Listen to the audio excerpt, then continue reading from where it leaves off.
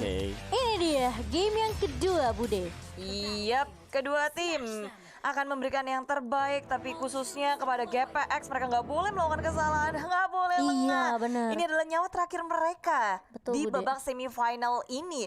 Dan kalau dari hero-hero ini kan udah beberapa hero emang gacoannya ya, B ya, dari GPX Basreng, dan seharusnya mereka lebih enak dong.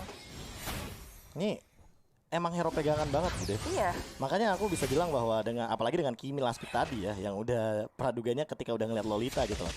Ini bisa dibilang bakal bener-bener zoning out banget, poking banget, dan sama halnya kayak Popol Kupa, dia bakal coba untuk kendaliin rotasinya. Cuma Defrost mungkin akan memiliki rotasi yang berbeda kali ini. Dia bakal nempelin taronya kayaknya. Di area bawah, tapi Cincau udah nyiksa Taro di area bottom lane. Tinggal sedikit lagi HP yang tersisa. Dan dengan bantuan Earl, sekarang mereka bermain agresif, nggak mau digalakin sama Brand Victress. Ini GPX Galax, bos. Maju ke area depan, Defrostnya juga diusir mundur. Orange buff milik Brand Victress akan sangat terganggu. Lexa datang dan flicker yang udah digunakan. Berusaha sekuat tenaga untuk mempertahankan orange buff dari Brand Victress. Iya, sementara kali ini dari Orange-nya bakal terreset begitu saja. Nggak punya kesempatan dari Ashe tentunya untuk mengamankan Orange buff, tapi masih ada pressure yang diberikan oleh GPX Basreng kali ini. Pokoknya bener-bener nggak mau kasih kesempatan ke arah Ashe kali ini. Masih coba dijaga oleh Earl, dan juga Defrost pun mau nggak mau harus nge-cover nih, Bude. Karena standar first blood jatuh ke tangan teman-teman dari GPX Basreng. Sementara Ashe masih benar-benar diharas habis-habisan pokoknya kali ini, dan diamankan tentunya oleh Sky. Bakal coba dikejar Ashe-nya dan masih bisa di cover oleh Defrost yang datang dengan tepat waktu. Nice retribution, tapi energi transformasi di area samping juga Cincau mengusir mundur Brand Victress. Ini kerugian besar banget untuk Brand. Mereka nahan begitu lama di area jungle dan mereka pun masih nggak bisa ngedapetin orange buff-nya.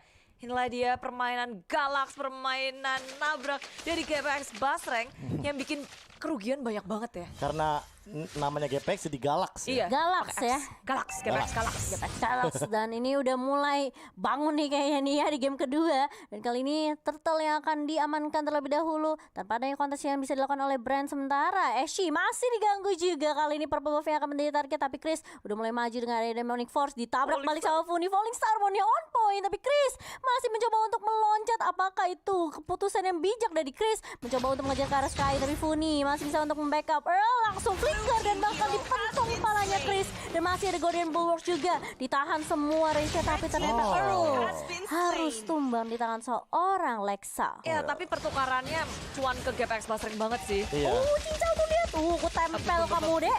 Tapi ternyata ini Itu baru adil. Mountain Shocker-nya. Bukan, karena akhirnya Ashe-nya yang dapetin poin kill-nya. Tadi aku setuju sama Bude. Itu rugi banget dari teman-teman Brand Victress. Kenapa? Karena yang dapetin poin kill-nya juga Lexa kan.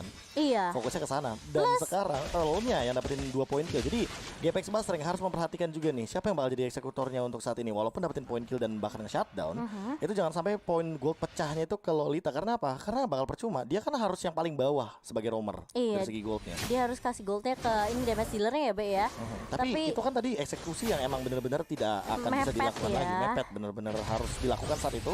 Atau nanti bakal rugi. November 11. Di cancel ternyata dari Holy Baptism dari Defrost kali ini. Bakal coba di tonjok aja sama Sky dengan ada Heavy Life Punch dan juga Jet. Dan Defrost nggak mau dipaksa mundur kali ini Ashe.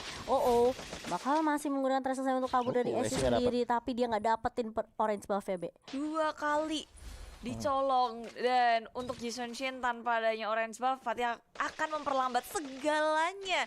Dan memasuki menit keempat sekarang berbeda banget dari game yang pertama. Mereka bisa mengambil alih kontrol kendalinya. Di area bawah akan difokuskan. Apalagi Cincau mirip-mirip kayak ini mainan galak banget dengan adanya Kimi yang punya kekuatan juga cepat untuk nge-meltdown turret, nge-push lane-nya.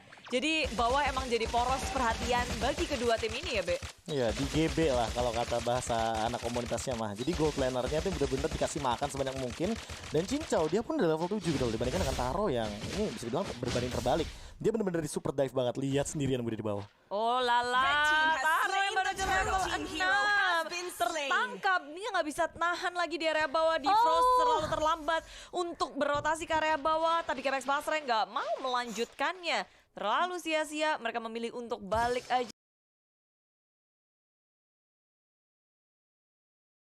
bisa menahan di area midnya. Tapi Funi masih dengan Magic Shockwave-nya juga nge-clear minus cepat mungkin. Tapi turret di area bawah yang akan menjadi target, tapi ternyata Defrost terlebih dahulu. Dan bahkan Domain Blast pun sempat dikeluarkan, tapi Cincau lagi dan lagi mengamankan poin killnya yang kedua. Ini akan menambah pundi-pundi Cincau. Tajir melintir, Cincau di area bawah udah kayak wah itu hidupnya nyaman. Asik, aku dapat Tapi uang. di area atas pun walaupun kita jarang lihat Fuminya ini untuk shine atau gimana, tapi inilah waktunya Fumi untuk bergerak, udah ngedapetin laningnya, udah ngemenangin laningnya, mulai ngebantuin laning tengah ke area jungle, kasih pressure juga. Udah Lebih bisa tepatnya rotasi mungkin ke ya. top lane sih kayaknya rotasinya. Karena ini bakal coba untuk ngamanin 2 turret terlebih dahulu. Tapi dari itemnya, dengan pemilihan Ice Queen One aku setuju banget. Ini slow effectnya yang lebih dibutuhkan daripada Genius One yang benar-benar memberikan magic power tambahan dari penetration point. Dan untuk sekarang, dengan ada Dreadnought Armor, dia nggak bakal mudah untuk ditumbangkan.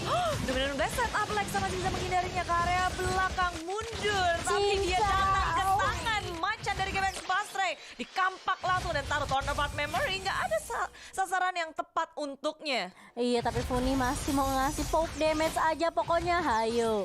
Ini adalah balasanku dari game pertama.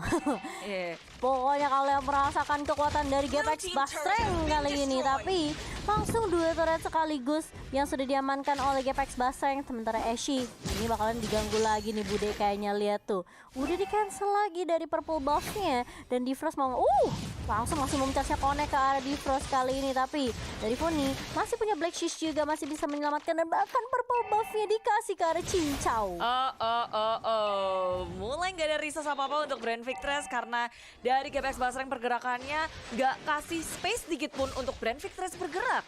Turtle yang ketiga akan diamankan pula, membuat net worth dari Gepex Basreng semakin melambung. 20.000 berbanding 16.000 dan Gepex Basreng masih akan mau ngegulung ini dengan dominan blast atau ke area 4 member, 5 member yang nggak ada flickernya, jadi nggak bisa kena. Dan ini dari Gepex Basreng masih melanjut dengan area polling sampai ke area belakang pun di Black Shield di pop up, mencoba untuk mundur. Setup yang tidak bisa dilanjutkan kembali. Perfect Test mencoba melakukan counter attack dari area belakang. Demi Nocturne di pop up ke area Earl dari samping. Funi menjadi korban selanjutnya. Funi masih bisa kabur ke area samping.